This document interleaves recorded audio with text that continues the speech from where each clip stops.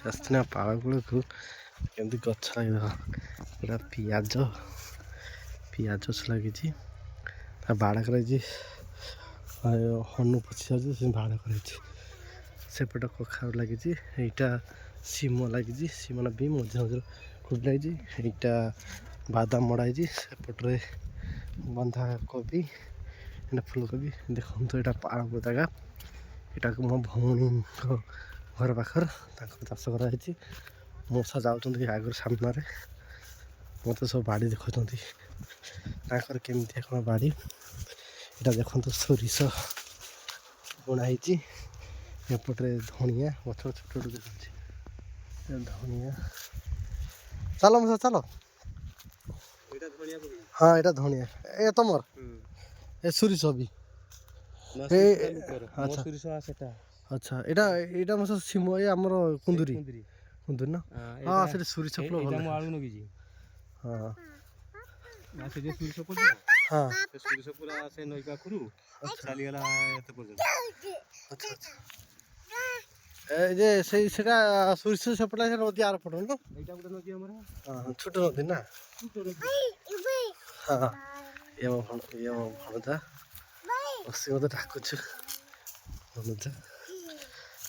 ହଁ ହଁ ହଁ ଏଇଟା ମଶା କାକୁଡ଼ି ନା ଏଇଟା କାକୁଡ଼ି ହଁ ସେ ଆଡ଼କୁ ସେ ବାଇଗଣ ଲାଗିଛି କାକୁଡ଼ି ବାଇଗଣ ଆଜି ଗଛ ଛୋଟ ଛୋଟ ଆସିଛି ମୁଁ ଆଇଲି ଛୋଟ ବାହାରେ ତ ରୁହେ ଠିକ୍ ଟାଇମ୍ରେ ଆସିପାରିନି ଆସି ଦେଖିବା ବାଇଗଣ ବି ଗଛ ଲାଗିଛି ବାଇଗଣ ଗଛ ଲାଗିଛି ଏପଟେ ବାଇଗଣ ଚାଷ ପରିବା ଚାଷ କୁନ୍ଦୁରି ଧଣିଆ ଆଳୁ ବାଦାମ ଦେଖ ସେପଟେ ଦୂର ଦୂର ସୋରିଷ ଲାଗିଛି ଧାନ ବି ଚାଷ ହଉଛୁ ଗେଣ୍ଡୁ ଫୁଲ ବି ସେଠି ହେଇଛି ମଶା ଏଇଟା ବି ସୋରିଷ ନା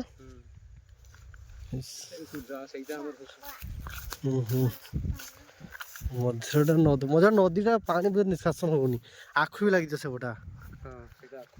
ହଁ ଆଖୁ ଏଇ ଯେ ମଶା ପାଣି ଟାଙ୍କି ଦେଖାଉ ନା ହଁ ଦେଖୁଛ ସେଇଟା କୋଉ ଏରିଆ ସେଇଟା ତ ଗୁଆପଡ଼ା ସେପଟ ନା ଗୁଆପଡ଼ା ଏଇଟା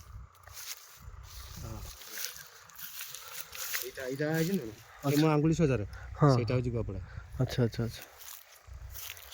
ସୁନ୍ଦର ଜାଗା ବହୁତ ସୁନ୍ଦର ଜାଗା ହେଇଛି ମଶା ପୁରା ଚାଷ ସେପଟେ କାହାର ବାଇଗଣ ଲଗେଇଛନ୍ତି ଏଇଟା ତମେ ସୋରିଷ ବୁଣିଛ ନା ମଶା ଏଇଟା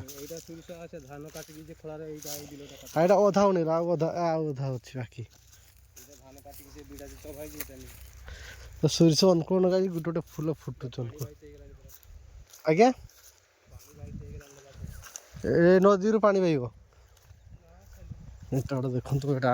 ଅନ୍ୟ ଲୋକଙ୍କର ବାଇଗଣ ଲଗାହେଇଛି ତ ସୁନ୍ଦର ବାଇଗଣ ତା ସୁନ୍ଦର ଧାଡ଼ି ଭାବରେ ଲଗାହେଇଛି ଗେଣ୍ଡୁ ଫୁଲ କେତେ ସୁନ୍ଦର ହେଇଛି ଏପଟେ ଧାନ ଏମିତି ଜାଗା କେବେ ଦେଖିନଥିବେ ଏପଟେ ଚାଷ ଏପଟେ ଧାନ ମୂଳା ବି ଲାଗିଛି ଦେଖୁଛି ମୂଳା ବି ଲାଗିଛି ଦେଖୁଛି ଆପଣଙ୍କୁ ବୁଲିକି ଏଇଟା ଭେଣ୍ଡି ବି ଲଗେଇଛି ଭେଣ୍ଡି ବୁଢ଼ା ହେଇଗଲାଣି ଗଛ ମାନେ ତଥାପି ଭେଣ୍ଡି ଦେଖିବେ ଗଛ ହେଇଛି ଭେଣ୍ଡି ଗଛ ମୂଳା ନା କୋବି ଉଲକୋବି ମୂଳା ଲାଗିଛି ବୁଝିଛନ୍ତି ଏଇଟା ମୂଳା ଧଳା ମୂଳା ଏଇଟା ମୂଳା ମଉସା ସେପଟ ବନ୍ଧାକୋବି